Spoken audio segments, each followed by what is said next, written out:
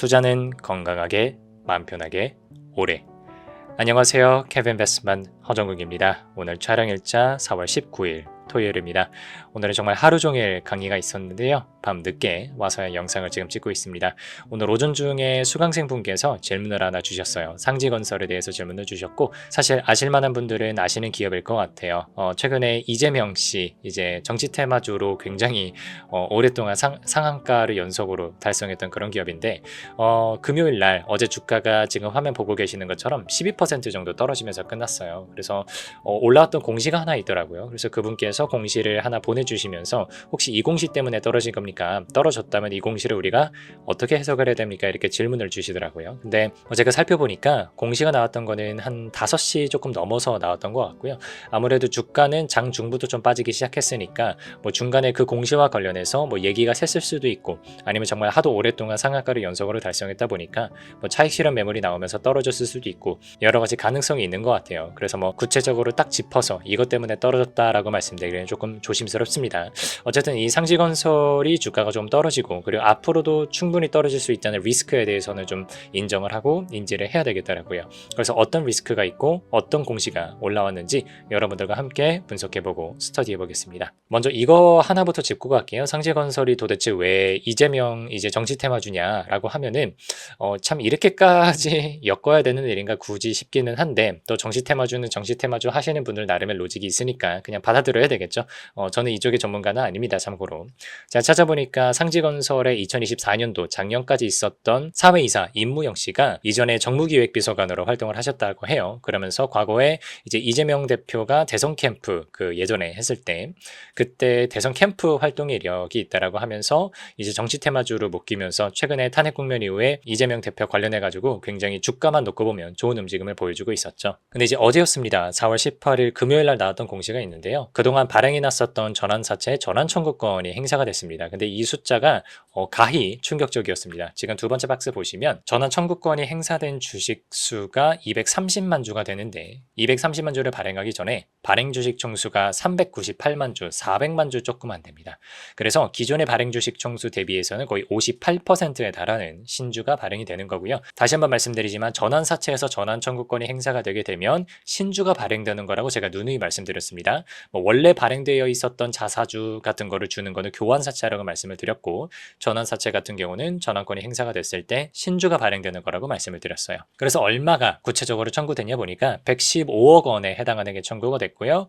전환가액은 5천 원, 발행 주식수 230만 주입니다. 원래는 120억에 달하는 전환사채가 발행이 되어 있었는데 참 재밌게도 5억 원 정도는 남겨뒀습니다. 앞으로는 한 10만 주 정도 더 추가로 전환이 될 수가 있고요.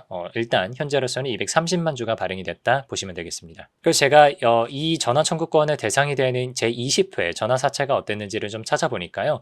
발행했을 때도 120억 규모로 발행을 했었고요. 애초에 자금 조달의 목적을 그렇게 구체적으로 적시하지는 않았습니다. 기타 자금으로 120억 다 넣어놨었고, 제가 표면이자율하고 만기이자율 둘 다 한번 확인하라고 말씀을 드리죠. 표면이자율을 정말 표면적으로 우리가 생각하는 일반 이자율이라고 보시면 되고, 만기이자율 같은 경우가 혹시 만기 때까지 채권자가 전환 청구권을 행사하지 못하는 경우에 회사가 그래도 만기 때 연 몇 퍼센트 정도는 내가 보장을 해줄게 라는 수익을 뭐 만기 보장 수익률이라고 말씀드렸는데, 이건 6%입니다. 그래서 채권의 만기까지 전환 청구권을 행사할 수가 없는 상황이라고 하더라도 최소 연에 6% 정도는 보장을 받을 수 있는 거니까 채권자 입장에서 굉장히 하방을 탄탄하게 받쳐주는 그런 장치가 되겠죠. 전환 가액 그때 당시 처음에 어땠었는지 보겠습니다. 처음에는요 770원이었어요. 근데 지금 보시면 앞에서 5,000원이라고 나와 있잖아요. 그럼 오히려 뭐 전환 가액이 상향 리픽싱이 된 거냐 이렇게 생각하실 수도 있는데, 그 사이에 2023년인가 그쯤이었던 것 같아요. 2023년 말 4년 초 정도, 날짜는 제가 좀 틀릴 수도 있습니다만 그때 1대10 액면 병합, 액면 분할의 반대말이죠. 액면 병합을 하면서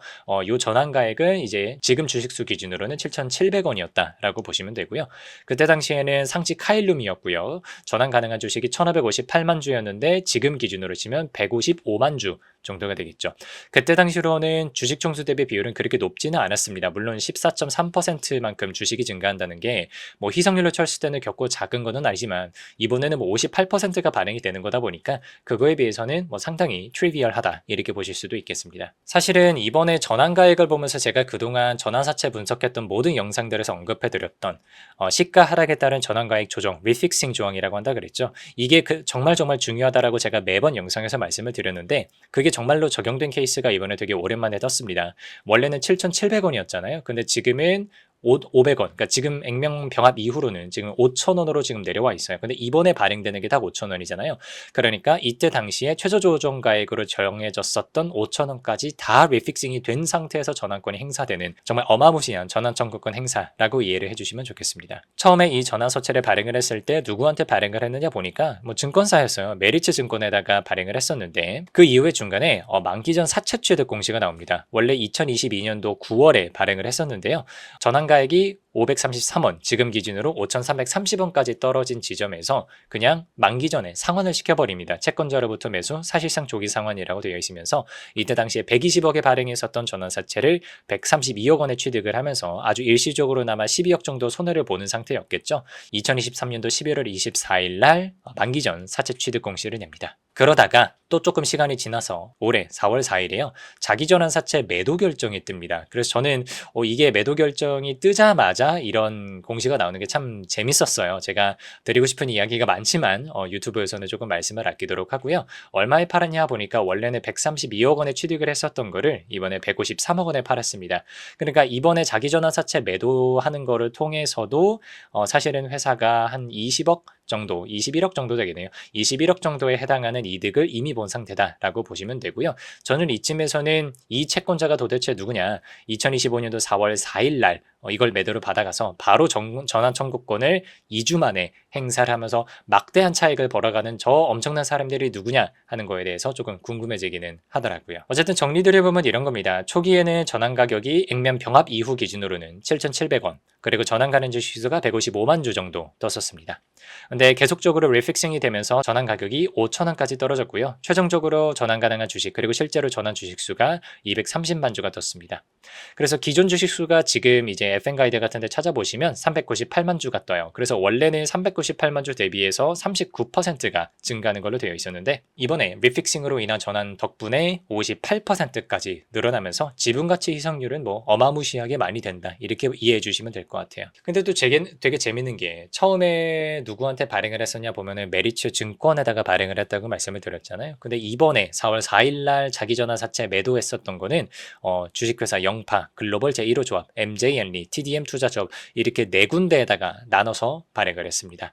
그래서 조금 시간이 있으신 분들은요, 요 네 개 투자자들에 대해서 조금 리서치를 해보시면 재미있는 것도 보실 수도 있을 것 같고, 뭐 지배구조 관련해서 연결되는 지점도 혹시 찾으실 수 있을지도 모르겠다라는 생각이 드네요. 어찌됐든 이번에 전환사채 투자하신 분들에 대해서 말씀을 드려보면 전환 가격은 5,000원에 행사했는데 4월 18일 종가 기준으로도 38,000원이었습니다. 그래서 투자 수익률을 계산을 해보니까 661%가 나오더라고요. 그래서 이미 지금 7배가 넘게 올라가는 그런 상황이기 때문에 뭐 지금은 언제라도 여기서 주가가 충분히 더 떨어진다고 하더라도요. 그 과정에서 계속해서 전환으로 받아간 신주를 계속해서 매도를 터뜨릴 수가 있기 때문에 아무래도 당분간은 매도 물량이 세게 나올 수도 있다라는 좀 말씀을 드리고요. 물론 이런 생각하시는 분들도 계실 수 있어요. 어차피 정치 테마주기 때문에 이거 채권자들, 그러니까 전환 받아간 채권자, 이제는 주주가 되었겠죠. 이 사람들도 어쨌든 대선이 6월에 있을 예정이니까 5월 한 달 동안까지는 적어도 가지고 플레이를 좀 해보지 않겠냐 말씀하시는 분들도 계실 수 있는데 이게 표면적으로는 맞는 말일지도 모르지만 사실 정치 테마주라고 하는 게 언제 어떻게 또 세력과 작전이 이렇게 털고 나갈지도 모르는 상황들이거든요. 그래서 아무래도 혹시 가지고 계시고 트라이 해보신 분들 입장에서는 조심하는 게 좋지 않겠냐 싶고, 그리고 어쨌든 최근에 많이 올라왔지 않습니까? 올라왔던 정도에서는 여러분들이 굳이 또 욕심내실 필요는 없지 않을까. 여러분들의 계좌와 여러분들의 안위를 위해서 조금 적당히 정리해 주시는 것도 지혜로운 선택지가 될 수 있겠다는 말씀 전달해 해드립니다. 아무래도 정치 테마주고 또 여러 가지 예민한 분들이 엮여 있는 그런 주식이고 그런 그룹이라고 개인적으로 생각을 합니다. 그래서 아주 자세한 얘기까지 드리기는 조금 어려울 것 같기는 해요. 그래서 여러분들께서 혹시 갖고 계신 분들 입장에서는 그냥 적당히 익절하시는 기회가 되셨으면 좋겠다는 마음, 그리고 더더군다나 나아가서 저는 전국적으로는 여러분들이 굳이 정치 테마주 같은 거는 안 하셨으면 좋겠다는 소망이 있습니다. 제가 주변에도 뭐 정치 테마주를 트라이 하시는 분들을 몇 번 뵙기는 했는데 아직까지 정치 테마주를 통해서 꾸준하게 수익을 벌어들이신 분을 제가 아직까지는 보지 못했습니다. 그래서 여러분들도 뭐 그렇게 특출난 재능이 있지 않으시는 이상 힘들지 않을까 걱정되는 마음도 있고 해서 영상을 찍어봤습니다. 오늘 영상이 여러분들께 도움이 되었기를 바라고요. 여기까지 하겠습니다. 감사합니다.